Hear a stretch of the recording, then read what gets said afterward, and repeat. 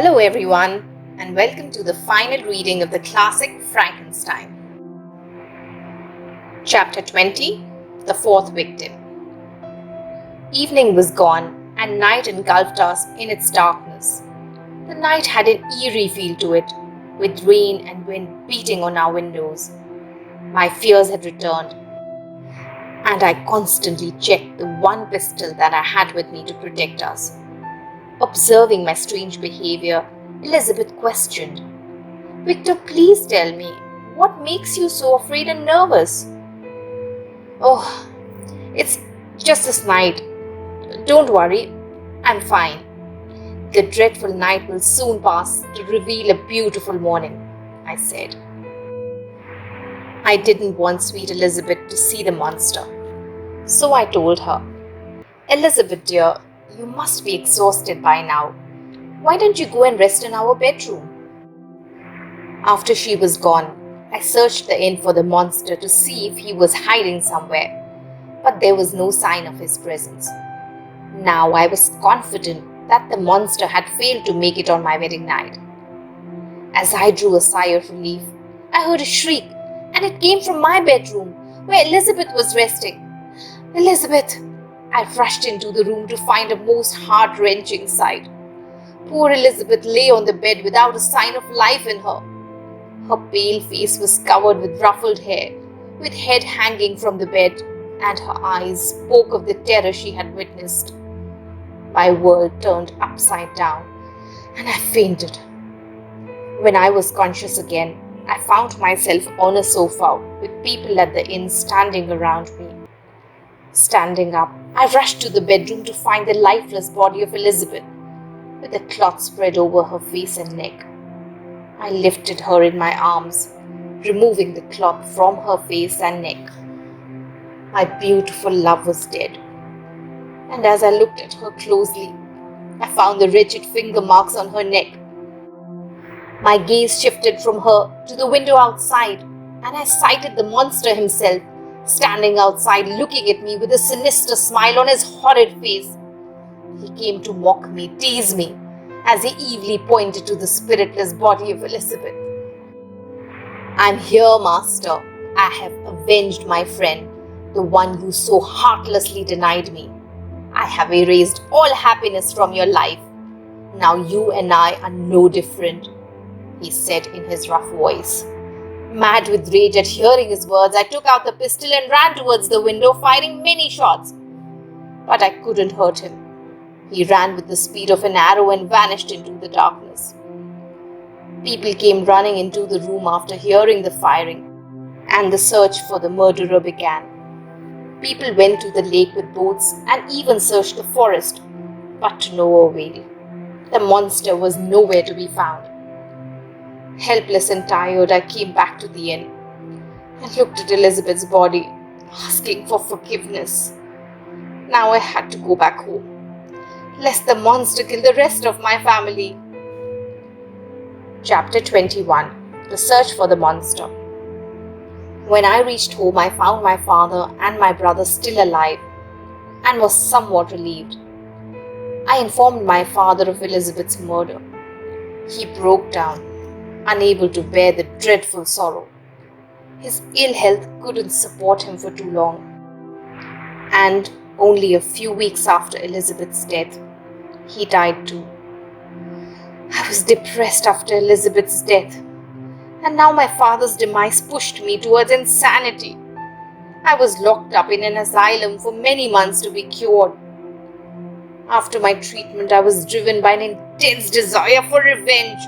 I had to destroy the murderous fiend. I went to the police for help and even explained everything that had happened to a judge.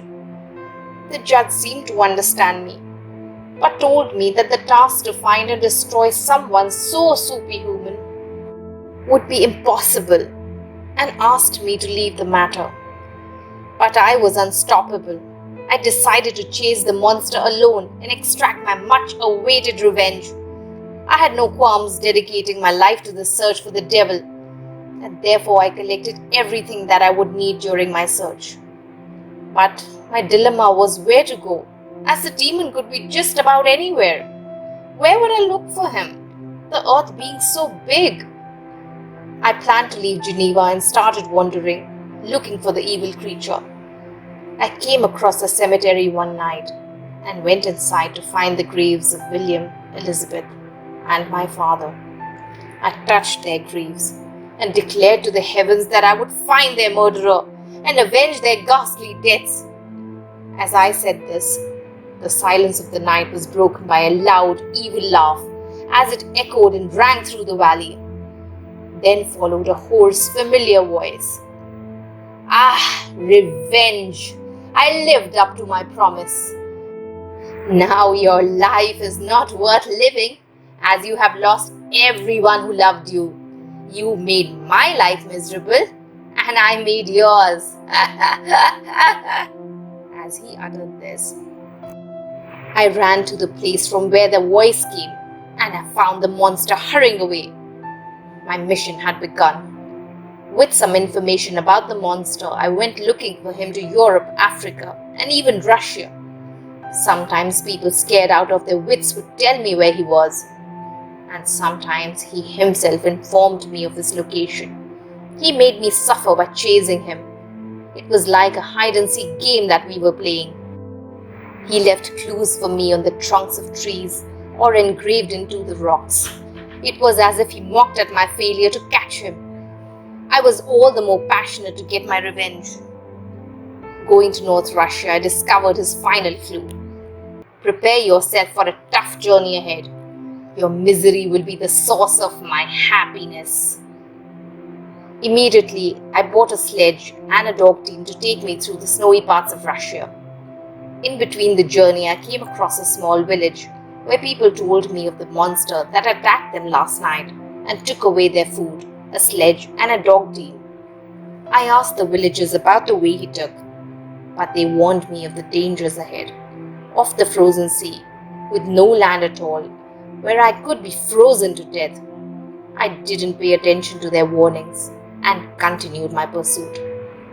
The months after this were spent in the chase through the harsh, cold snow.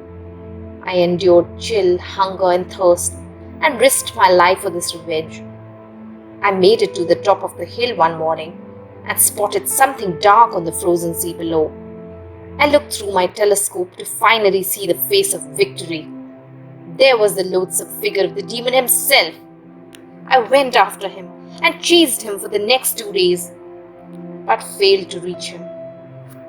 All my hopes died when the ice began to break beneath me. It was as if there was an earthquake, creating rifts and cracks in the frozen sea. The ice floated on the sea and increased the distance between me and the monster as he floated away, and I remained on that block of ice.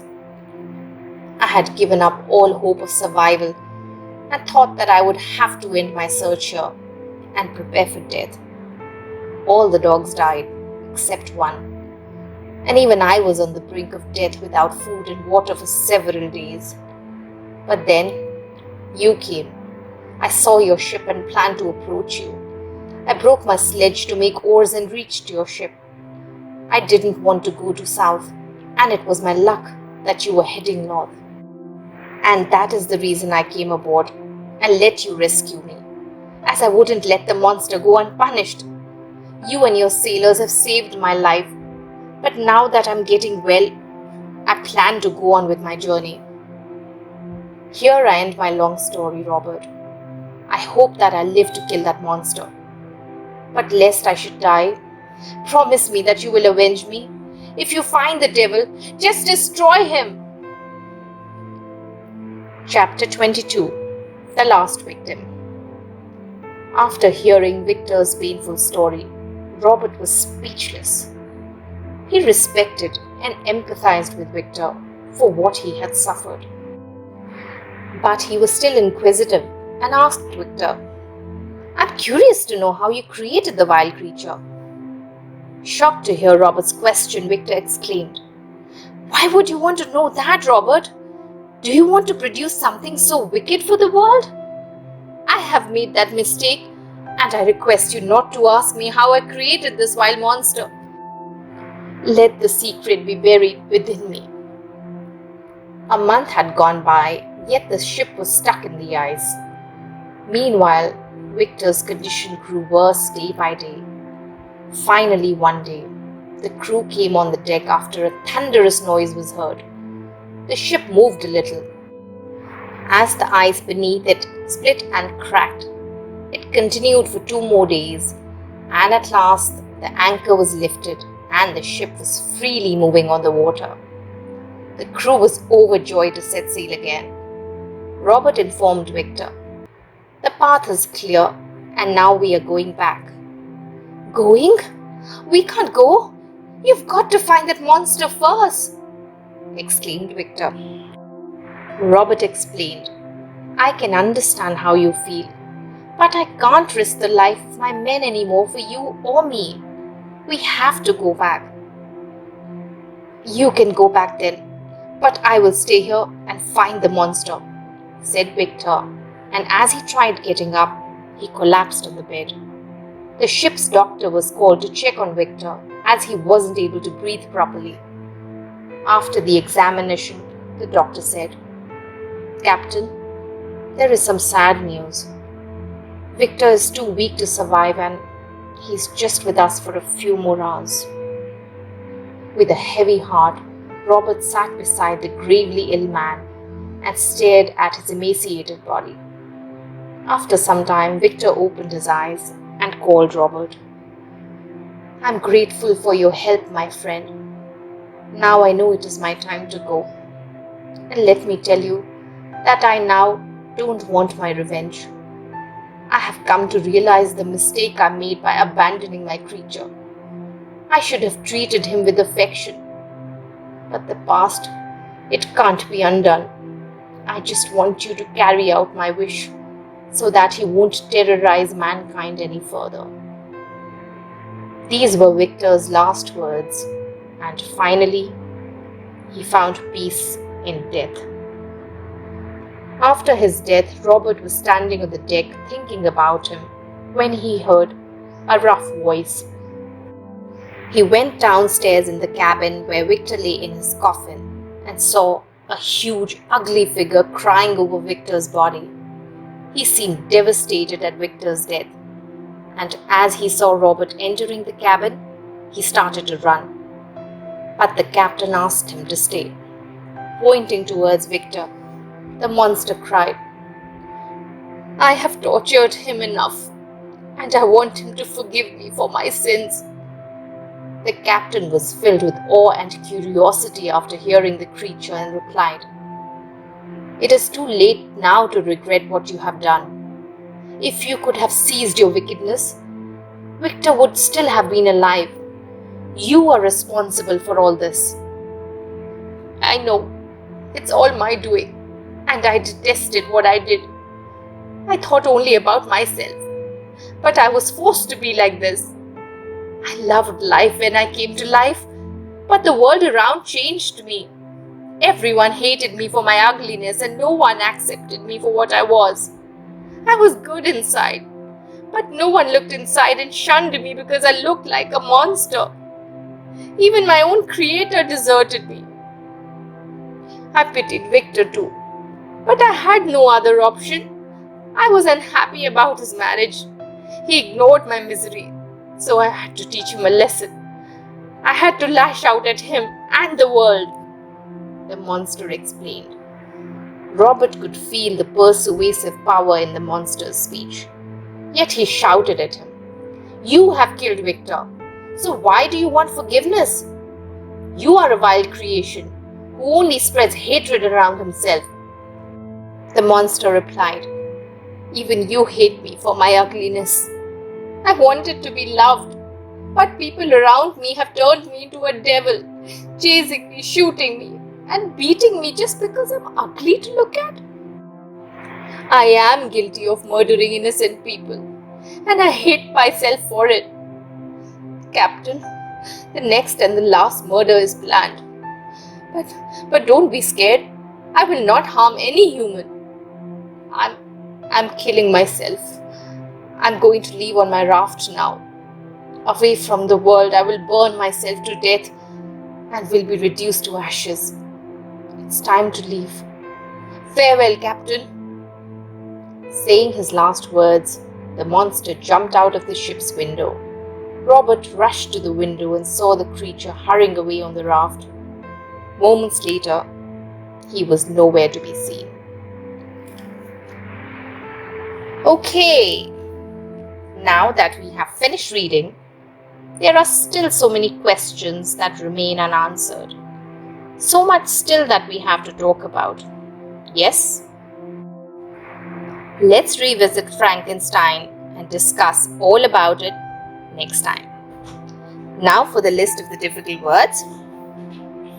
Engulfed, eerie, a whale, demise, dilemma, cemetery, horse, pursuit, empathized, inquisitive, emaciated, and devastated. That's all from Beamish Bookworms. Till next time, happy reading, everyone. If you enjoyed listening to this story, please do like and subscribe to Beamish Bookworms. Please press the bell icon to get notified when a new story comes out. Meanwhile, happy reading, everyone!